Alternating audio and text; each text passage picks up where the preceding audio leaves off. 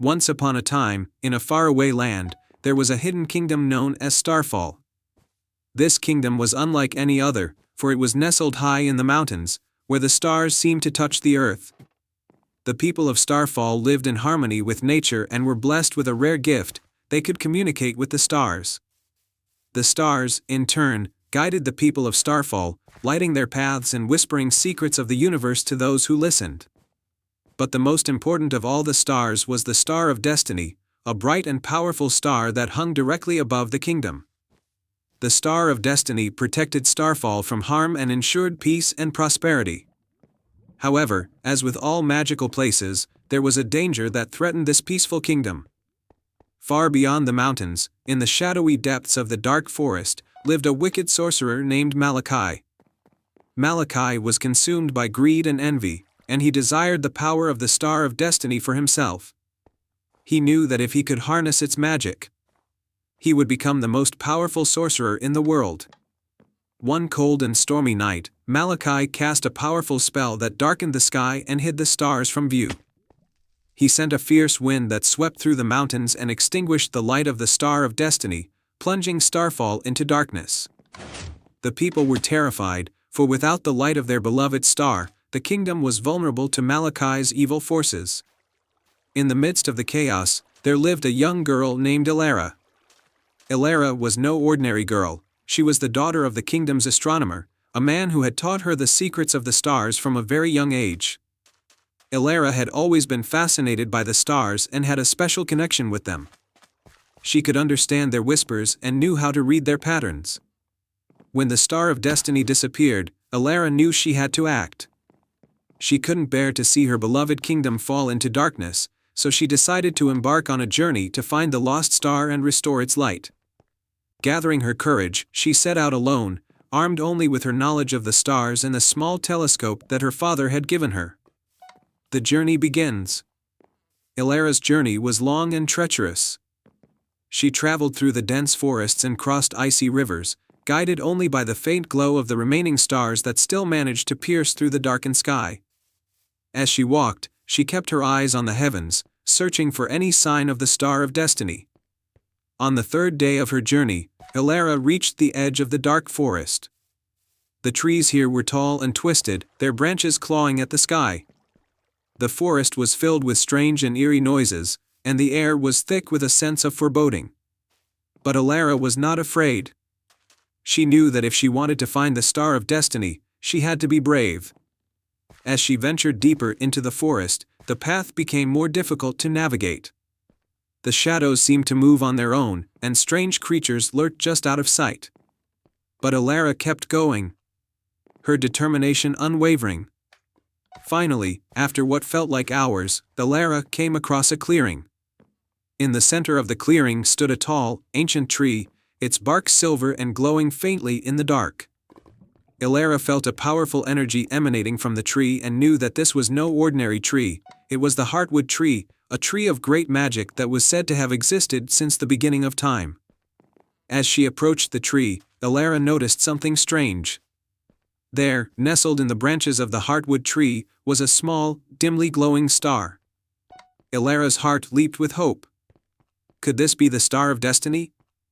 But as she reached out to touch the star, a voice boomed from behind her.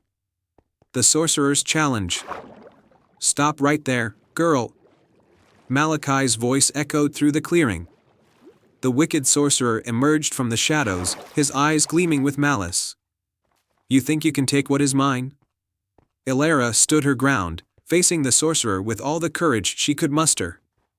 "The Star of Destiny doesn't belong to you," she said, her voice steady. "It belongs to the people of Starfall.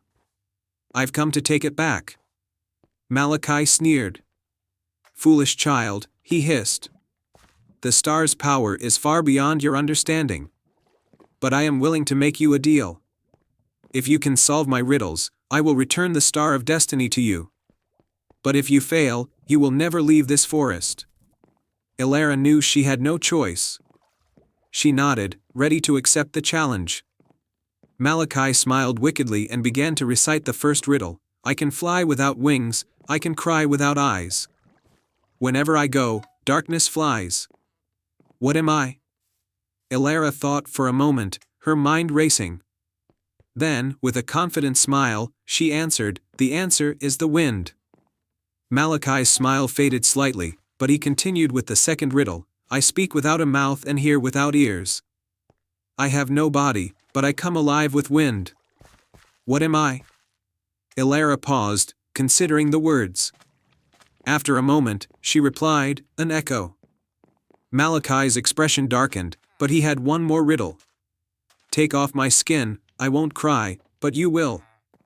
What am I?" Elara frowned, thinking hard. The answer eluded her at first, but then she remembered something her father once told her while they were peeling vegetables in the kitchen.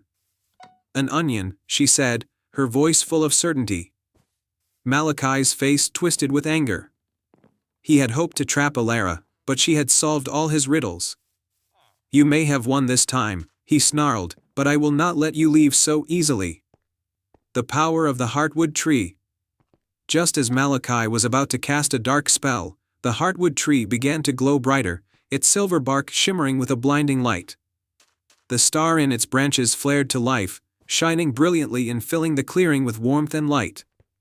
Elara shielded her eyes as the light grew stronger. The power of the heartwood tree was more than Malachi could withstand. With a final, furious scream, the sorcerer was consumed by the light, disappearing in a puff of dark smoke. When the light finally dimmed, Elara saw that the Star of Destiny had returned to its full brilliance.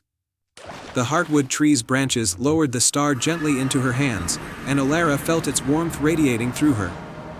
"Thank you," she whispered to the tree, knowing that its ancient magic had saved her. The return of the star. With the Star of Destiny in her possession, Elara made her way back to Starfall. The journey was still long, but now the star's light guided her path, and the forest seemed less dark and frightening. As she traveled, the other stars began to return to the sky, shining brightly once more. When Elara finally reached her kingdom, the people of Starfall were overjoyed to see her. They gathered in the town square, their faces filled with awe and gratitude as Elara raised the Star of Destiny high above her head. The star floated out of her hands and rose into the sky, returning to its rightful place above the kingdom. Its light shone down on Starfall, brighter than ever before, and the people cheered, knowing that their home was safe once more. Elara was hailed as a hero, and the king and queen themselves thanked her for her bravery. But Elara simply smiled and said, "I did what I had to do. The stars guided me, just as they always will." And so, peace was restored to Starfall.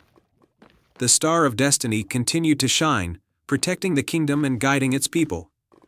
And Elara, the girl who had saved the stars, became a legend, her story passed down through generations as a reminder that even in the darkest times, courage and determination can bring back the light. The end.